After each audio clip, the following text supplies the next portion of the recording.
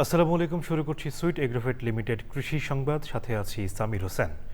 এখনকার এই সংবাদ আয়োজন একই সঙ্গে চ্যানেল আইয়ের ইউটিউব চ্যানেল এবং চ্যানেল আইয়ের ওটিটি প্ল্যাটফর্ম আইস্ক্রিনে লাইভ স্ট্রিম হচ্ছে।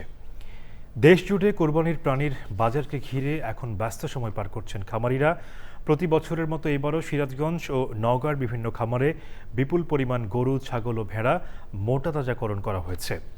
গোখাদ্যের দাম বাড়ায় কিছুটা দুশ্চিন্তা থাকলেও ভালো দামের আশা করছেন তারা। সিরাজগঞ্জ ও নওগাঁ থেকে পাঠানো তথ্য ভিডিও চিত্রে রিপোর্ট করছেন জহির মুন্না। ঈদুল আজহাকে সামনে রেখে এখন ব্যস্ত সময় পার করছেন দেশের বিভিন্ন এলাকার খামারিরা। সিরাজগঞ্জেও এবার স্থানীয় চাহিদা পূরণের পাশাপাশি দেশের বিভিন্ন এলাকায় প্রাণী সরবরাহের পরিকল্পনা করছেন খামারিরা। এই বছর গোখাদ্যের দাম বেশি। বাইরের দেশ থেকে যে গরু আসে, আমরা খামারিরা সে পরিমাণ লাভের মুখ দেখব না, আমাদের লস হবে। তবে এবারের বাজারে সবচেয়ে বড় চ্যালেঞ্জ হয়ে দাঁড়িয়েছে গোখাদ্যের বাড়তি দাম। এতে উৎপাদন খরচ বেড়ে গেলেও সীমান্ত পথে বিদেশি প্রাণী না এলে ভালো লাভের আশা করছেন খামারিরা। সরকারের কাছে আবেদন, ভারত থেকে জানি গরু না আসে। গরু না আসলে তাহলে আমাদের এ দেশের গরুগুলোকে ভালো বিক্রি করতে পারবো। সিরাজগঞ্জ জেলা প্রাণী সম্পদ বিভাগের তথ্য অনুযায়ী এবার জেলায় কুরবানির জন্য প্রস্তুত করা হয়েছে প্রায় 6,17,000 প্রাণী। কোনো বিভিন্ন বর্ডার থেকে গরু আসবে না এবং এগুলো সবার পুলিশ প্রশাসন খুব সতর্ক আছে, সরকারও সতর্ক আছে। স্টক আছে আমাদের বাংলাদেশে, সেই স্টক দিয়ে আমরা এই কোরবানি পার করতে পারবো। অন্যদিকে নওগাঁর বদলগাছির খামারি আবু জাফর 4 বছর ধরে প্রায় 40 মণ ওজনের একটি গরু প্রস্তুত করেছেন। তবে এত বড় গরু বাজারজাত করাকে চ্যালেঞ্জ হিসেবে দেখছেন তিনি। 700 থেকে 800 টাকার মতো প্রতিদিন খাবার দেয়। খুদ, গুঁড়া, ভুসি, খড় আর ঘাস, আনুমানিক প্রায় 40 মণের মতো ওজন হবে। নওগাঁ জেলা প্রাণী সম্পদ বিভাগ বলছে, বড় আকৃতির প্রাণী বিক্রিতে অনলাইন ভিত্তিক বাজার ব্যবস্থা খামারিদের জন্য সুবিধা তৈরি করেছে। এতে সহজেই ক্রেতাদের কাছে পৌঁছাতে পারছেন তারা। বিভিন্ন অনলাইনে, ফেসবুক পেজে, হোয়াটসঅ্যাপ গ্রুপে, বিভিন্নভাবে মিডিয়াতে এটা প্রচার হচ্ছে। আশা করি যে মানে খামারি তার প্রকৃত দাম পাবে। আসন্ন ঈদকে ঘিরে দেশের কোরবানির বাজারে জমে উঠছে বেচাকেনার প্রস্তুতি। উৎপাদন খরচ বাড়লেও ভালো দামের আশায় বুক বেঁধেছেন খামারিরা। Zahir Munna, channel I. রাজশাহীতে বাগান থেকে গুটি জাতের আম নামানো শুরু হয়েছে। গুটি আম দিয়ে মৌসুমের আম সংগ্রহ শুরু হলেও পর্যায়ক্রমে বিভিন্ন জাতের আম পাড়া হবে। আম ব্যবসায়ী ও রপ্তানিকারক জানান, জেলা প্রশাসনের নির্ধারিত সময়সূচি অনুযায়ী গুটি আম পাড়া শুরু হয়েছে। এছাড়াও ঘোষিত সূচি অনুযায়ী আগামী 22 মে থেকে গোপালভোগ, 25 মে থেকে রানী পছন্দ ও লক্ষণভোগ এবং 30 মে থেকে হিমসাগর ও ক্ষীরসাপাত সংগ্রহ করা যাবে।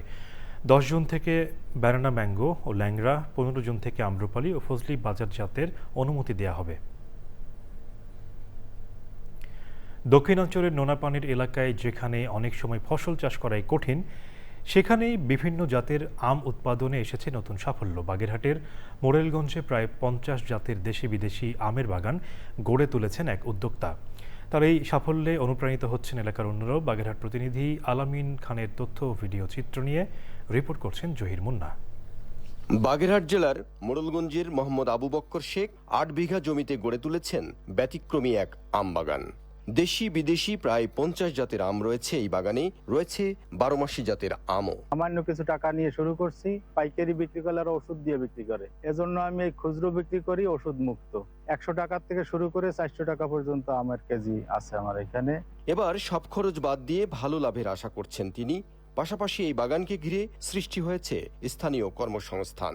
আমি এই বাগানে কাজবাজ করি, সার ওষুধ দিই, কোন জায়গায় বন্টন যদি বাসা লাগে বাসি, গোবর সার দিয়ে থাকি, টিএসপি সার দিই, ফেরামন ফাঁদ ওষুধ দিই, বহুত উপকার হয়। এই সফলতা দেখে আশপাশের অনেক কৃষকও আম বাগান করতে আগ্রহী হয়ে উঠছেন।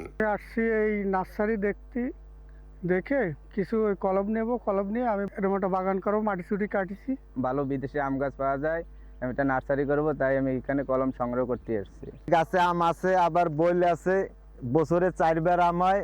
এই আমটা হয়েছে 4-11 আম।